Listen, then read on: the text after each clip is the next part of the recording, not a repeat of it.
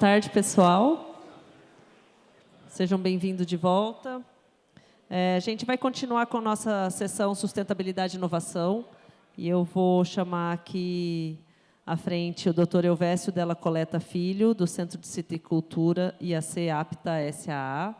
Ele vai falar sobre qualidade fitossanitária do sistema de produção de citros, da muda à exportação. Obrigado. Bom, o que a gente vai tentar, a história que a gente vai tentar contar aqui, a gente vai dividir em duas partes, né? Para você entender, a gente vai começar a falar do material de propagação e depois a gente vai falar um pouco do que a gente está fazendo na clínica, né? Em termos vamos falar assim, de serviço, né? Para ajudar o pessoal na exportação de frutas, principalmente de frutas frescas, né? A gente vai, nesse período, a gente vai trazer uns dados assim da clínica que a gente trabalha. Um momento só, que deixa eu me situar. Não, é aqui? Aqui, né? Tá, beleza. Vamos lá. Da clínica que a gente trabalha, a gente está com o responsável técnico dessa clínica há algumas dezenas de anos, vamos falar assim, para ser um pouco mais breve, né? E os números que a gente vai trazer aqui, a gente é com base no que a gente tem nas análises que é feito nesse ambiente, né? Que a gente tem acreditação, tem credenciamento, todo um processo para a garantia das atividades que é feito lá dentro da clínica. De antemão, uma questão que foi discutido não, foi comentado, né, quando o Dirceu comentou na abertura, o Rodrigo comentou hoje de manhã. Nós aqui do centro, a gente procura, nas limitações, trabalhar o máximo possível e se empenhar o máximo para prover ao setor serviços, né, e produtos para que a nossa citricultura aí continue cada vez mais firme. E a gente tem essa mania, né, que foi falado, essa mania de qualidade, tentar ter o máximo possível de qualidade, e nós, como pesquisadores, temos uma mania que a gente tem a inquietude no DNA. Né? O pesquisador que não tiver inquietude no DNA, sabe, tem que estar sempre pensando, mexendo aqui, mexendo acolá, mesmo que a ideia seja um pouco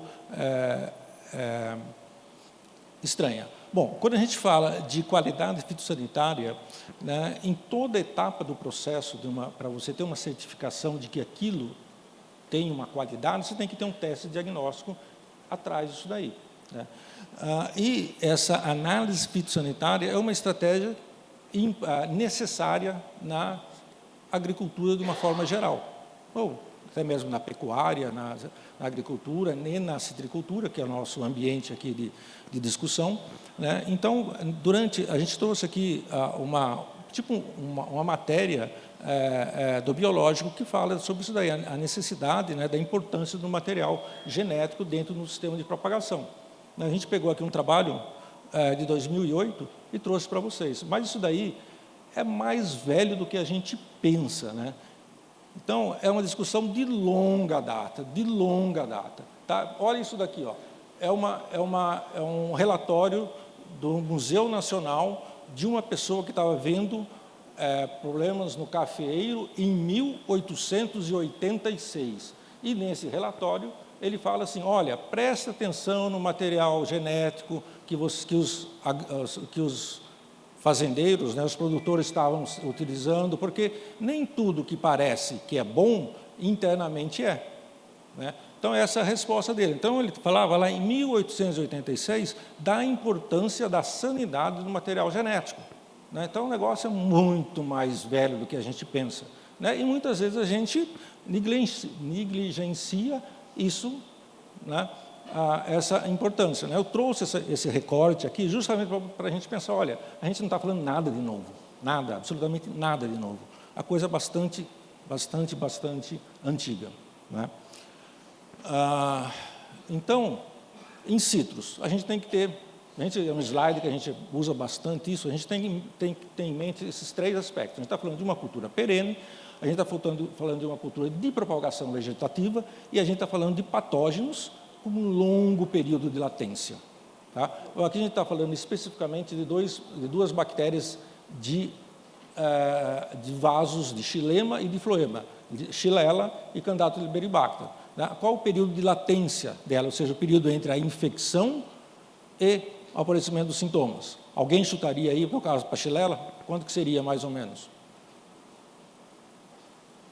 Então, alguém lembra de Xylella na citricultura? Primeiro ponto é esse, a gente vai abordar isso daqui. Tá? Alguém lembra? Acho que ninguém mais lembra, né? De Liberibacter, o período de latência, eu posso dizer para vocês que é no mínimo 6 meses. Tá? Então, a gente tem aí 6 meses entre a infecção e o aparecimento dos primeiros sintomas. Então, o problema está aí, quando a gente começa a mencionar o material de propagação. Tá? A gente tem que ter em mente esses fatores, por quê? Porque a gente trabalha com uma cultura que não é barato instalar um pomar de citros, e a gente tem um retorno de longo tempo. Né?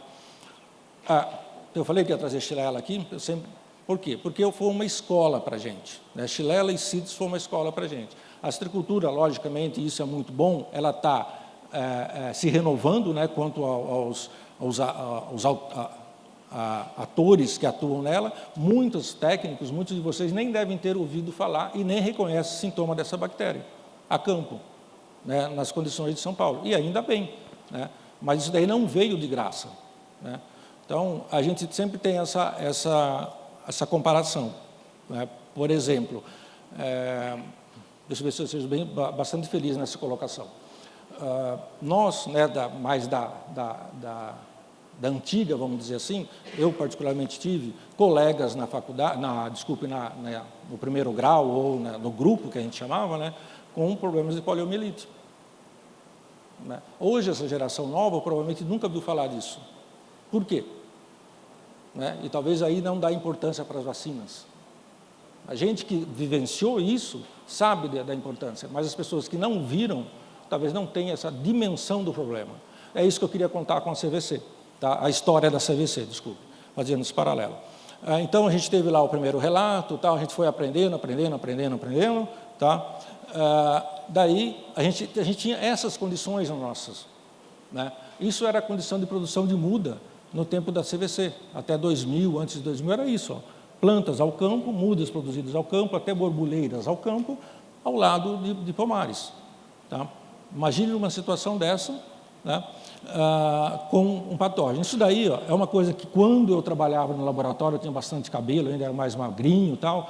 Então, é coisa que eu fiz de diagnóstico no laboratório, mostrando, né, que a gente tinha problemas nas borbuleiras com a Xylella. Tá? Isso daí é a anotação minha de laboratório. Tá? E a gente tinha uma alta incidência da CVC naquela época. Né?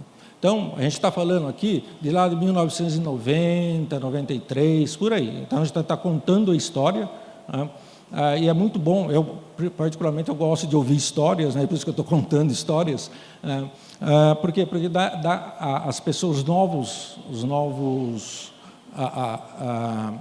atores da citricultura, que está vindo essa nova geração, para ter dimensão do que foi feito com relação a essa doença. E lá, isso daqui eu peguei aqui no centro do banco de relatórios nosso, uma proposta de relatório, lá de 1995, dizendo, olha, gente, a gente precisa eliminar a bactéria das matrizes, fazer manutenção sob condições de baixo potencial de inóculo, a gente precisa produzir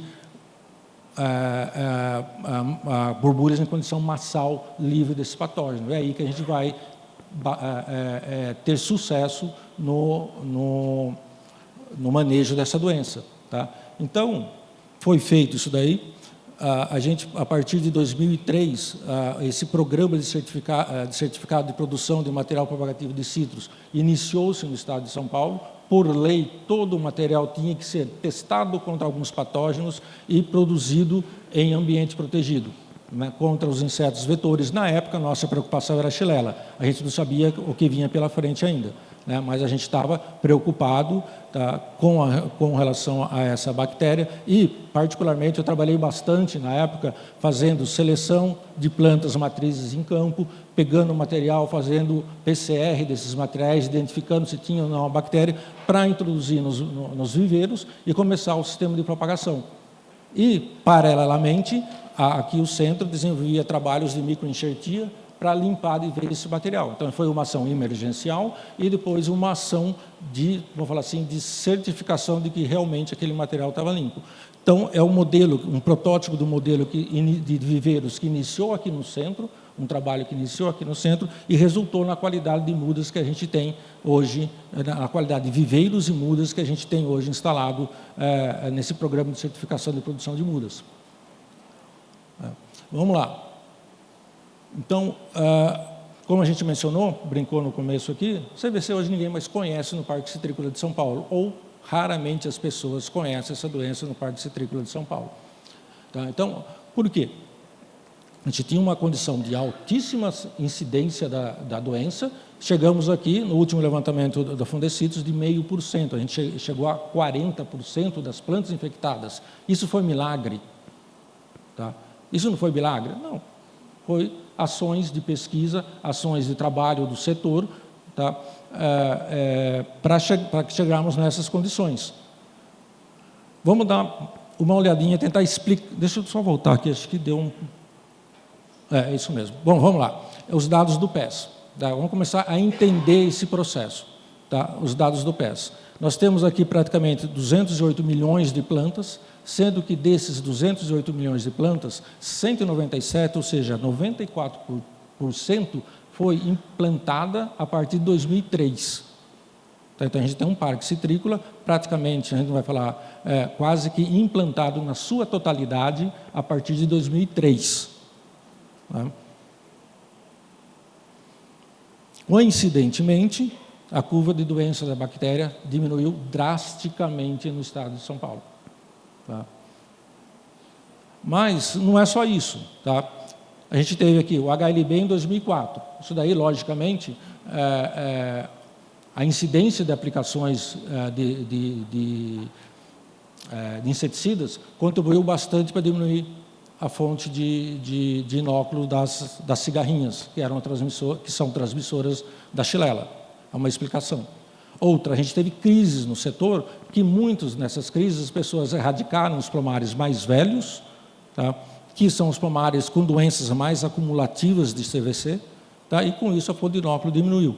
Então, são outros fatores que a gente explica. Mas, assim, a gente não pode esquecer que isso é um ponto de vista, talvez o meu ponto de vista nisso daí, que os viveiros certificados hoje contribuíram enormemente para esse processo, enormemente. A gente não pode fechar os olhos para isso.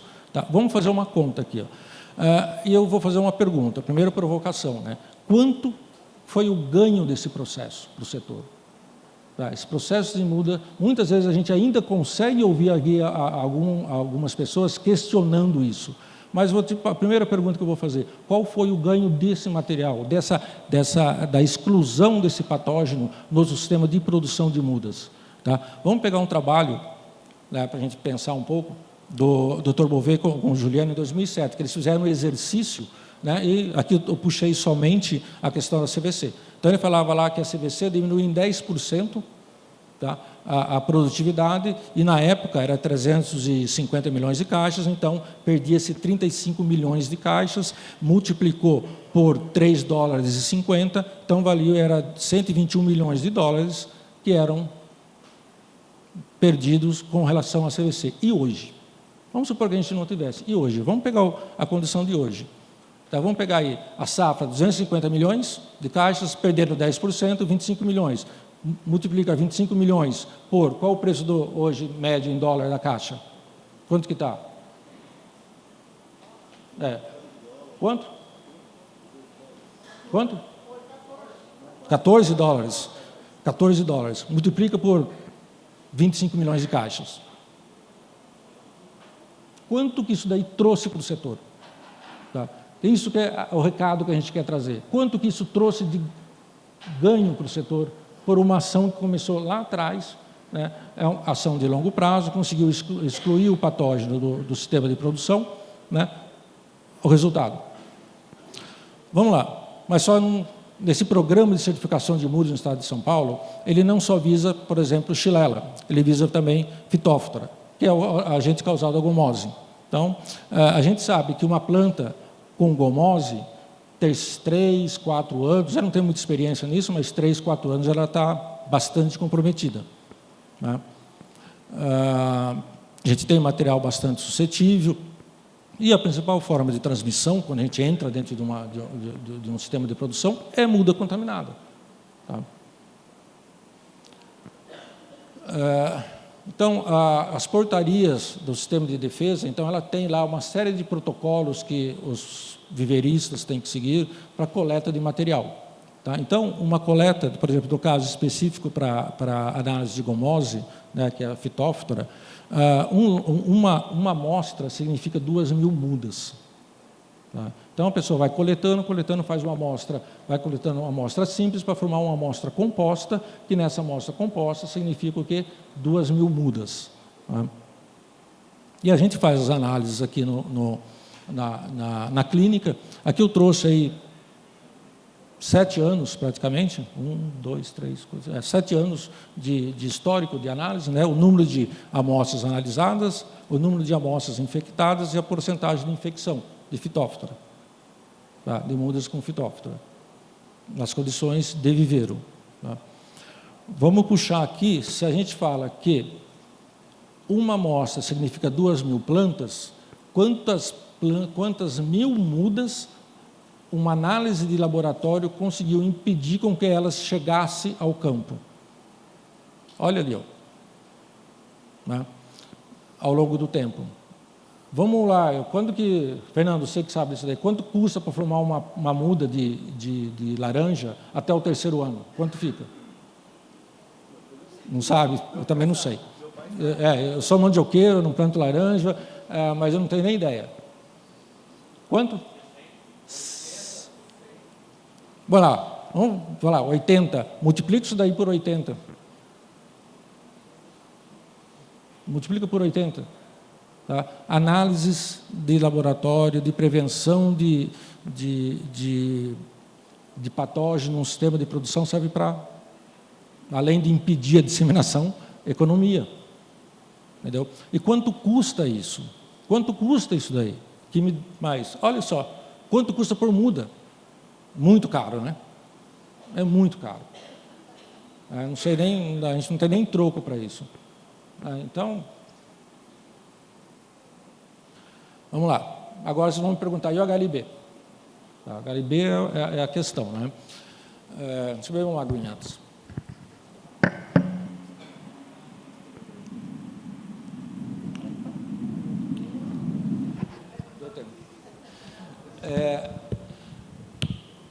Vamos tentar traçar uma linha de raciocínio com relação ao HLB.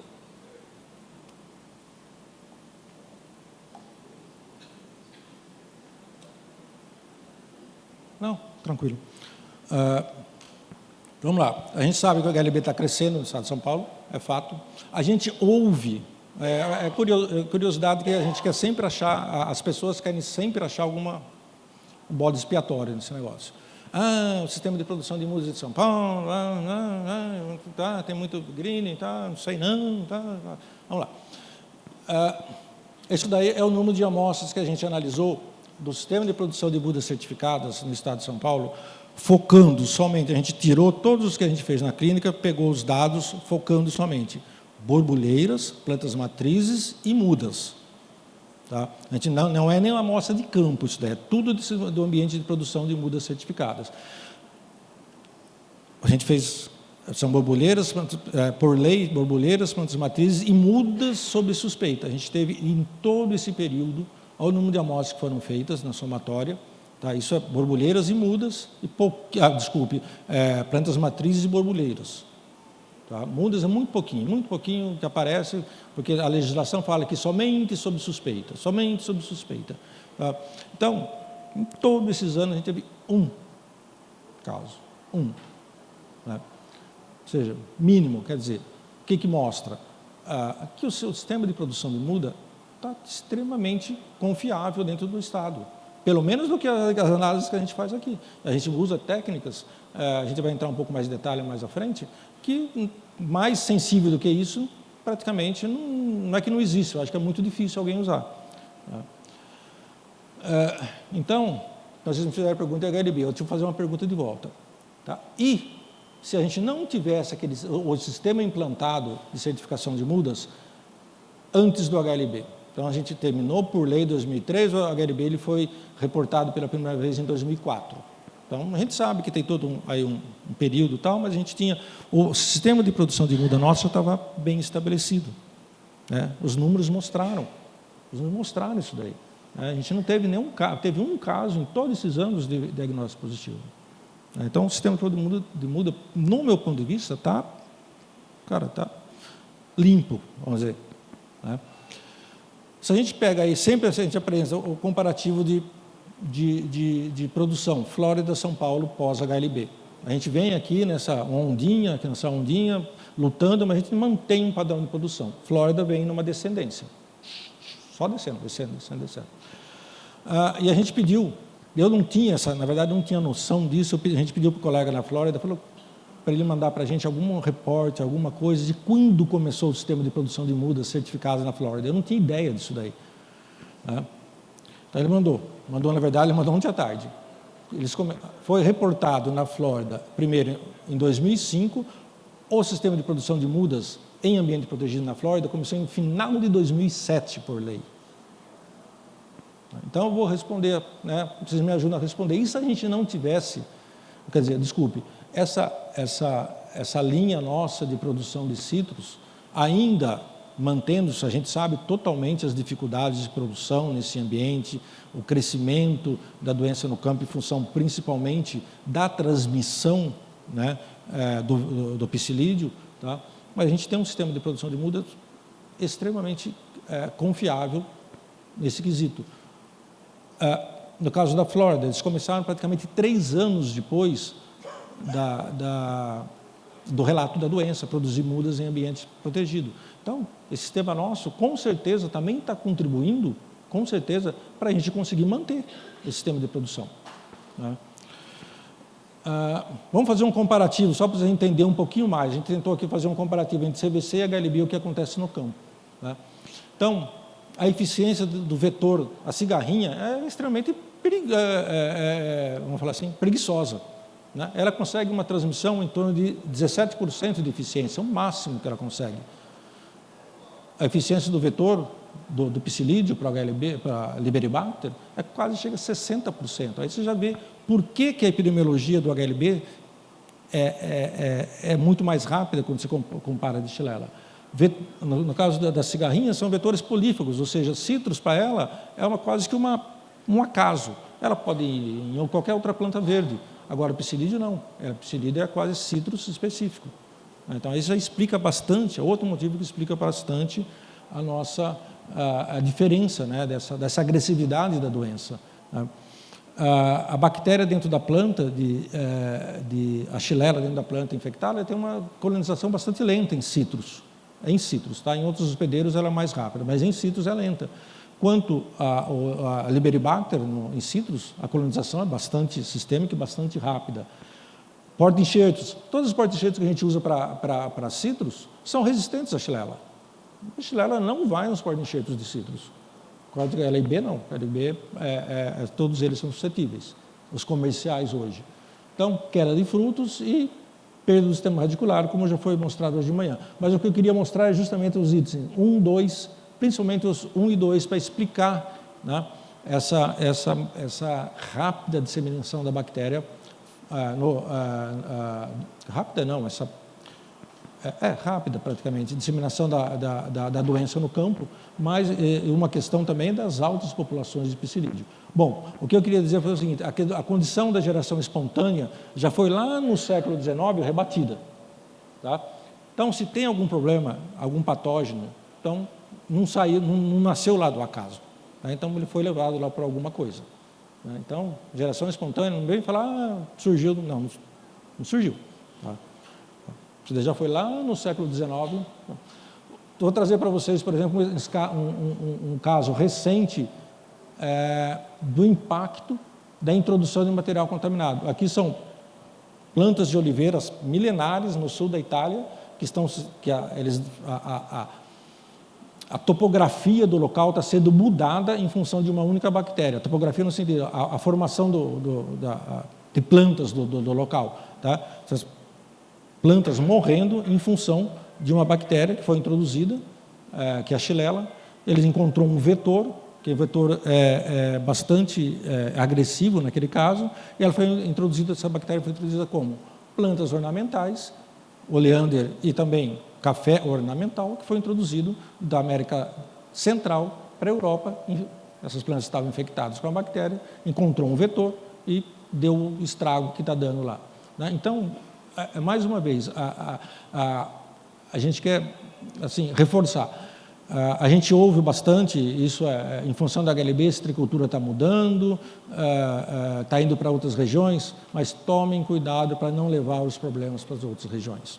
Isso é o recado, entendeu? Porque nem tudo que a gente vê que é bonito, significa que está saudável. Né? Então, o que a gente quer discutir até agora, eu quero fazer um resumo, não há dúvidas quanto à importância da sanidade do material de propagação. Isso daí acho que não tem dúvida. Nós temos sistemas de monitoramento desses patógenos, ou seja, diagnósticos que realizamos bastante confiáveis, bastante estabelecidos. Eu não tenho dúvidas, aí é uma coisa pessoal, que o sistema de produção de sanidade de mudas hoje estabelecido no estado de São Paulo, se respeitadas as orientações técnicas, ele está bastante robusto. Só que é o seguinte, né? O sistema ele se torna frágil dependendo da criatividade humana. É frágil. Tá? Depende de depende da ação que a gente faz em cima disso daí. E lembrando sempre do longo período de latência dos patógenos que a gente trabalha. Bom, agora a gente vai mudar, a gente vai mostrar algumas coisas que a gente tem feito, nós aqui do centro, né, como um todo, vou tentar usar a palavra certa, respaldar o setor na questão de exportação de frutas. Né? E a maioria das frutas, das exportações, é para a comunidade europeia. Né? E a comunidade europeia, ela trabalha sobre análise de previsão de risco. Tá? Isso eu tive a oportunidade de discutir com eles lá, porque pela experiência que a gente teve com Xylella, a gente participou bastante de projetos colaborativos com eles, a gente teve oportunidade de discutir, conhecer, entender um pouco a cabeça de quem trabalha nesses sistemas de análise de previsão de risco deles. Tá? Então, eles têm isso para filostítica, tá? Muitos deles aí a gente teve oportunidade de discutir essas questões com essas pessoas, por isso que a gente fala, eu entendo a cabeça desses caras assim, do que eles estão pensando, né? Eles fazem análise de previsão de risco e pronto, é a análise de previsão de risco deles. Se eles querem impedir a entrada de patógeno no continente, tá? É feito agora, mais recente, para o Eucínio, que está um problema sério no pessoal que exporta a limaça da Tahiti, mas eles têm essa análise de previsão de risco e eles fazem de tudo para seguir essa análise de previsão de risco. Eles têm para Xanthomonas, né? Então, para todos os patógenos que são quarentenários para eles e que têm na origem do material que está sendo exportado, eles têm essa análise de previsão de risco e eles vão seguir, né, vamos falar, a cartilha que está escrito aí. Né? Então, o que a gente faz aqui, na verdade, é dar condições de diagnósticos de patógenos para apoiar o sistema de mitigação de risco na produção de citros, né, perante esses patógenos que a gente listou aí.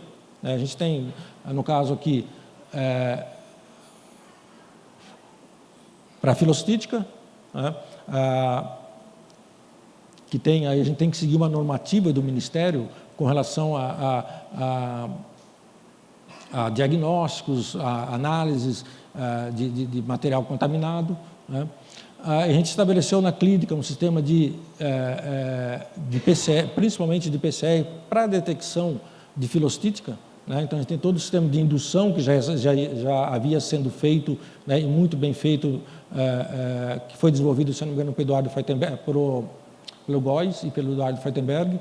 Tá? Então, a gente na verdade, replicou esse sistema aqui dentro da clínica, só que a gente não via por sintoma, a gente via por diagnóstico do agente causal nas lesões que a gente observava na indução, né?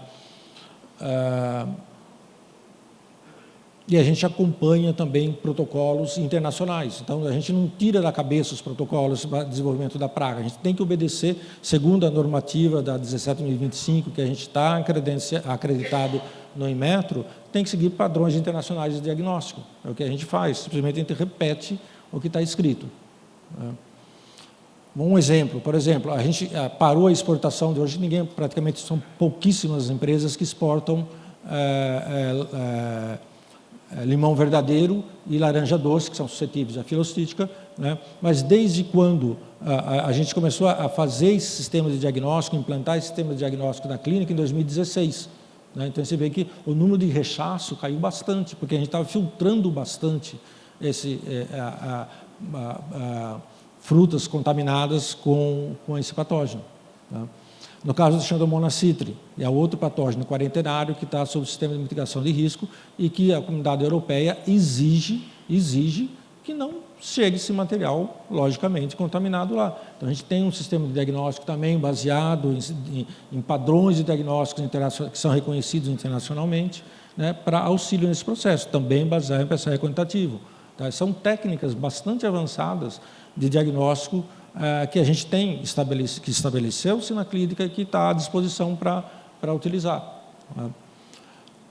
No caso de Eusine, não tem um sistema de mitigação de risco ainda bem estabelecido, mas aí é o número de rechaço de cargas de limácea da Tahiti infectados com Eusine, segundo a comunidade europeia. Tá? Então, é um problema sério nesse processo. Então, e a comunidade europeia exige que haja o monitoramento disso no sistema de produção, tanto dos packing houses quanto na própria produção. Então, a única meio de se monitorar é através do diagnóstico. A gente estabeleceu sistemas de diagnósticos hoje também baseados em trabalhos. Tá? Não tem hoje a APPO, que coordena os padrões de diagnósticos que devem ser utilizados, não tem um comunicado, um protocolo eficaz quanto a isso. A gente acessou trabalhos científicos, procurou saber o que a comunidade europeia está trabalhando em termos de diagnóstico, estabeleceu aqui no centro. Tá? No diagnóstico também baseado em PCR quantitativo, que auxilia o pessoal para fazer o monitoramento desse patógeno, tá? Em frutos que estão indo com sintomas que podem estar relacionados à verrugose, né? Então, em conclusão, tá? Existem procedimentos da comunidade europeia que exigem os diagnósticos. Não adianta falar, não, eles estão comprando, eles querem, eles estão comprando, estão pagando, eles querem aquilo. Tem que seguir a cartilha deles. Não adianta, mas meu fruto é melhor. Não adianta, mas seu fruto tem isso. Não tem? Então é a lei, é que eles trabalham desse jeito, né? Então, a gente tem que tentar seguir o que eles estão pedindo. Pode rebater? Sim, com certeza. Rebate se tiver alguma coisa lá. Mas a gente tem que seguir a cartilha deles, não adianta. Então, como mensagens para casa, a gente é fundamental a atenção no sistema de propagação de citros, né, no material de propagação vegetativo. A aparência pode enganar, a gente tem que lembrar sempre dos longos períodos de latência. Tá?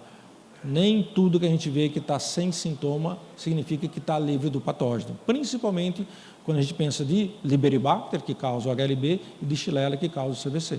Tá? Porque os períodos de latência são bastante longos. Tá? E é estratégico, né, trabalhar em ações para minimizar a ocorrência de rechaços em função da presença de pragas quarentenárias. Porque você pega frutos aqui, coloca no embarque, chega lá na Europa, não pode, está com isso daqui. Então, tá, acho que vale a pena investir na prevenção ou minimizar, porque ninguém fala, vai zerar, difícil, mas minimizando já é um ganho muito grande, né? Então, é isso que a gente gostaria de passar para vocês. A ideia nossa foi trazer uma história, né, mostrando como a gente chegou aqui com relação ao CVC, mostrando para vocês que o centro ele tem estabelecido toda uma clínica de diagnóstico em suporte a isso daí, e também pelo menos naquilo que a gente vê na clínica,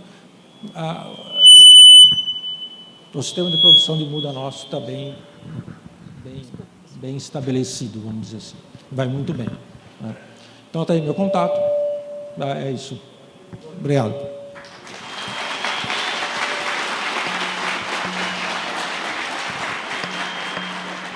Obrigada, pessoal. Obrigada, Elvésio, pela palestra.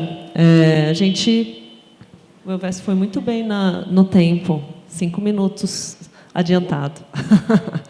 A gente tem tempo para perguntas. Alguém quer fazer alguma pergunta? Aqui.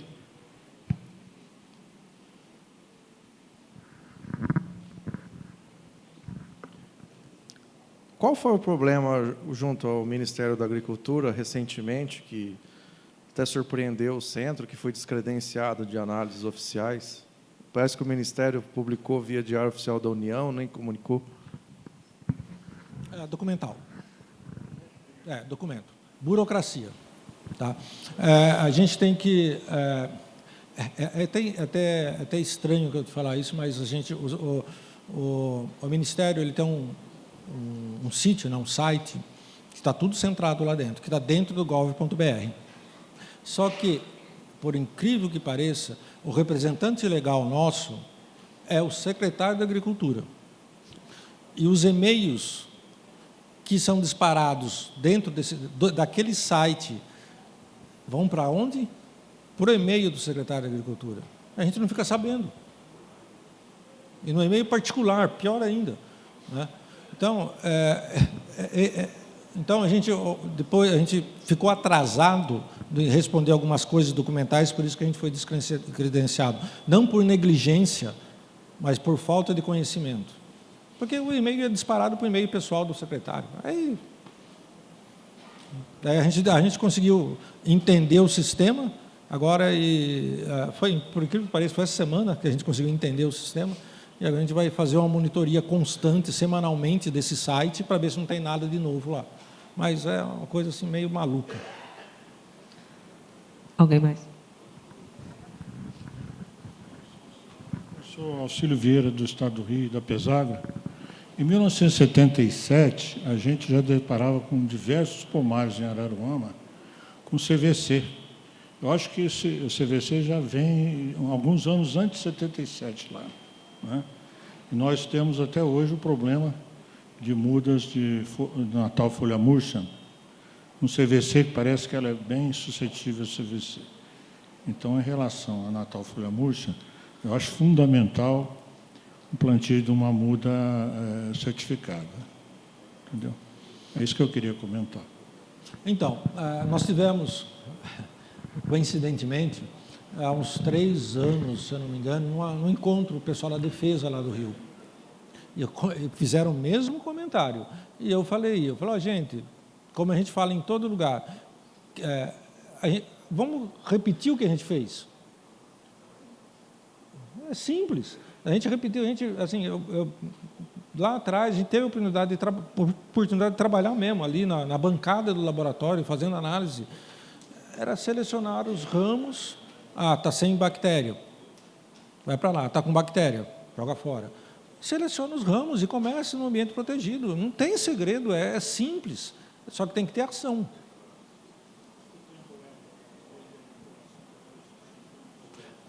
CVC? Depende do ambiente. Tá? Vamos falar assim, porque... Então, se for quente e com um pouco de déficit hídrico, é rápido. Rápido, o que eu falo, é 12 meses. Tá? Se tiver uma condição satisfatória para a planta, às vezes a bactéria está dentro da planta, você nunca vê. Nunca vê o sintoma, desculpe. Tá? Fica lá, fica. A gente tem condições, experimentos em cada vegetação, que, putz, está ali a bactéria, danada, não aparece o sintoma. Tá? Então, é muito responsivo ambientalmente. Isso é o grande problema, porque a gente está hoje, já foi discutido de manhã, a questão das mudanças climáticas. A gente não sabe o que vai acontecer amanhã. Você não sabe. Às vezes você pega um período de déficit hídrico extremamente acentuado, vai estourar. O pessoal da Europa, assim, eles fazem o sistema de 40... por exemplo, no caso de filostítica, tá? Mais específico. Foi mostrado para eles, o pessoal da África do Sul, aqui do pessoal do Brasil, acho que o Marcel trabalhou nisso, o Feitenberg trabalhou nisso, mostrando no relatório que a filostítica não tem ambiente favorável para crescimento na Europa. Eles respondem assim, hoje. E é verdade. E é verdade, as mudanças climáticas estão potencializando coisas em lugares onde não existia, né? Condições para. Então, é simples, a questão de limpeza de material para a chilela é muito simples. O mesmo problema hoje, a gente teve... quando a gente fala de chilela, a gente fala São Paulo, porque a gente não sabe como está fora, mas São Paulo está aqui, os números dos fundecidos mostram. Tá? Ninguém praticamente lembra mais disso daí. Não tem segredo.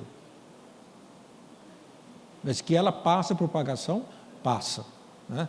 Não queira falar aquele ditado, que aquele cara que não quer acreditar, que fala assim, olha, eu acredito em sereia, mas que o homem for para a Lua, não foi, não. Ou seja, ele sempre pensa ao contrário. Né? Então... Muito bom. É isso, é simples. Ótimo, obrigada, gente. Obrigada, Elvésio, novamente.